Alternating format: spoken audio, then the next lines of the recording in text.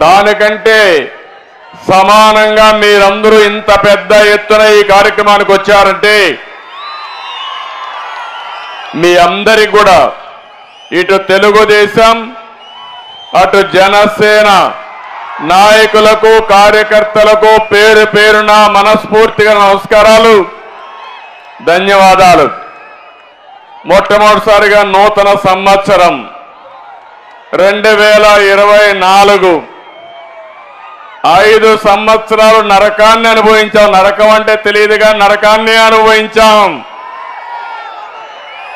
నూతన సంవత్సరంలో అంతా శుభమే జరగాలని మీ అందరికీ కూడా నూతన సంవత్సర శుభాకాంక్షలు.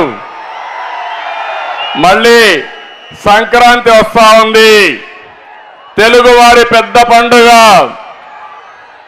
అడ్వాన్స్ గా సంక్రాంతి శుభాకాంక్షలు కూడా మీ అందరికీ తెలియజేస్తున్నా. ఒక పక్క నూతన సంవత్సరం, ఇంకో పక్క సంక్రాంతి. ఈ సందర్భంగా మనం అందరం సంకల్పం చేయాలి.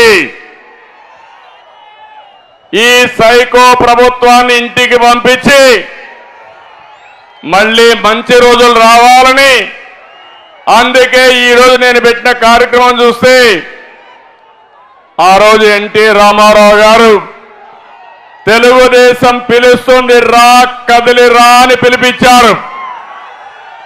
అది ఒక ప్రభంజనం అయింది, ఒక ఉద్యమ స్ఫూర్తితో ఇచ్చారు.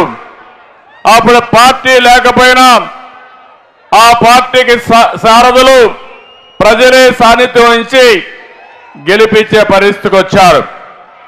ఈరోజు నేను మీ అందరి సహకారం అడుగుతున్నాను. ఈ రాష్ట్రాన్ని కాపాడుకోవడానికి రా కదలి రా, ఇది మీ అందరి బాధ్యత. మేం వేదిక పైనుండే వ్యక్తులమే కాదు, నేను పవన్ కళ్యాణ్ గారే కాదు, ఇది మనందరి సమిష్టి బాధ్యత. అవునా కాదా అని మిమ్మల్ని అడుగుతున్నా.